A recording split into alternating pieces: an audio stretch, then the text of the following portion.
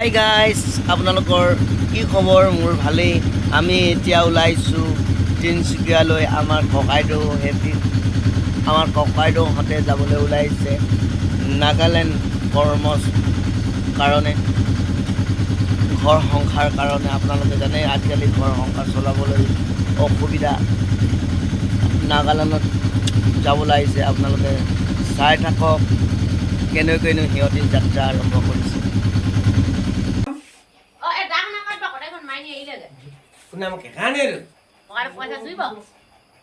আমি ওলাইছোঁ নগালেণ্ডলৈ। মৰমৰ কুকুৰকেইটা কেনেকৈ মোক আদৰিছে আপোনালোকে চাই থাকক। আপোনালোকে চাওক,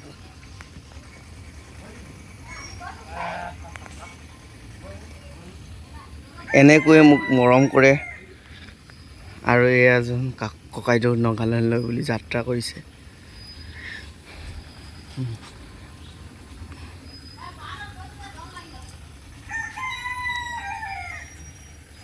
এয়া মৰমতে বৌৱে এয়া জলকীয়া দিছে। এয়া আহিছে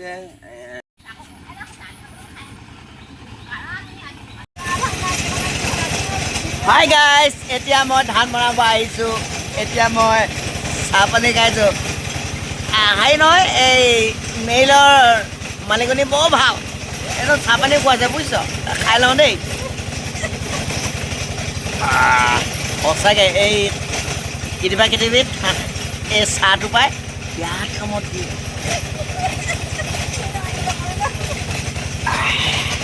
ঠিক আছে, মায়ে থাকে যে সেয়া নাই গ'লো নকৰিবি। একো নহয়, বেয়া লগত কথা নাই। আপোনালোকৰ মোৰ লগত চিনাকি হওঁতে এইবোৰ মানে আপোনাক কথা পাতিছোঁ। আমাৰ গাঁৱলীয়া মোৰ ঘৰৰ মানুহ যেতিয়া নেকি কথা পাতিলে একো নহয় কিয় লাজ কৰিব? লাজ কৰিবলগীয়া কথা নাই। আজি আহিব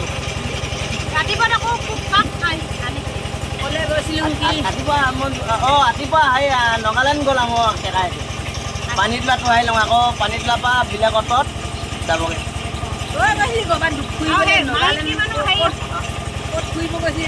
মই নাযাওঁ, আৰু পাই গৈছোঁ।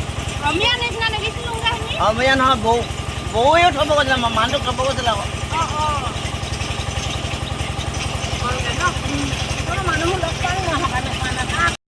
এই এটা কথা নহয়, এইটো কঁঠালৰ গুটি আমাৰ অসমীয়া সমাজত এইকেইদিন পূৰা খাই থাকে। কঁঠাল যেতিয়া নেকি আছে, কঁঠাল গুটিও থাকিব।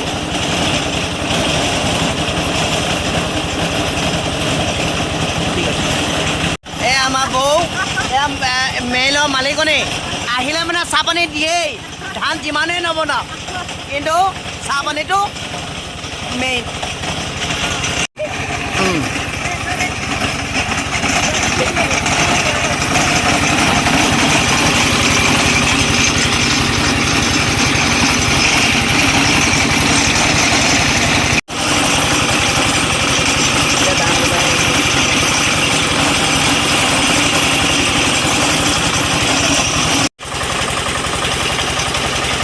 গানবোৰ দি দিছে, মই অলপ সহায় হৈছোঁ আগবিলাক।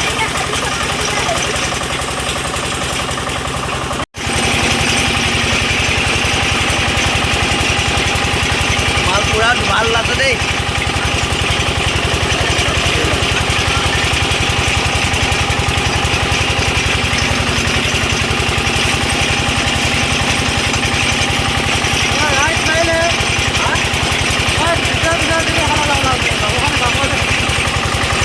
এতিয়া ঘৰলৈ যাবলৈ হ'ব। এতিয়া বান্ধি কুঠি লৈ এতিয়া ঘৰলৈ যাওঁ। এতিয়া ধানখিনি কুটাই লৈ ঘৰলৈ যাওঁ বুলি ভাবিছোঁ। বাই বাই, আজিলৈ আহোঁ আপোনালোকৰ আগত এই কথা কৈছোঁ। Bye bye.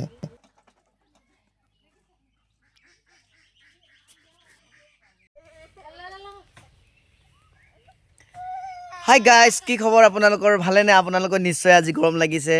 আজি এই গৰমৰ কাৰণে নিচলা পিছলা হৈ এই বাঁহ গছৰ তলত আছোঁ।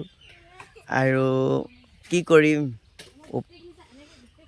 কি নকৰিম বুলি ভাবি আৰু গৰম যেতিয়া লাগিছে আৰু গৰম নাইছে বা আমি বহি আছোঁ। যিবোৰ মানুহ ৰ'দত ভূঁই উৰি আছে সেই মানুহবোৰলৈ সঁচাকৈ আজি ভাবিবলগীয়া।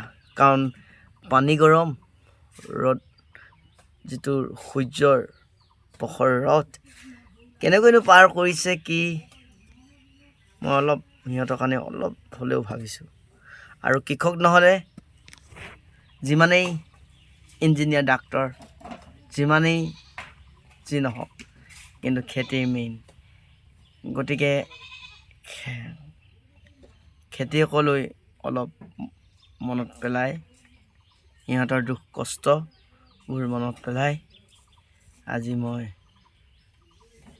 সিহঁতক এই ৰ'দটোৰ কাৰণেই চেলুট দিছোঁ আৰু যাতে সিহঁতৰ সুস্বাস্থ্য ভালে ভালে ঘৰলৈ যেন থাকে, ৰ'দত কোনো উৎপাত যেন নহয়। সেই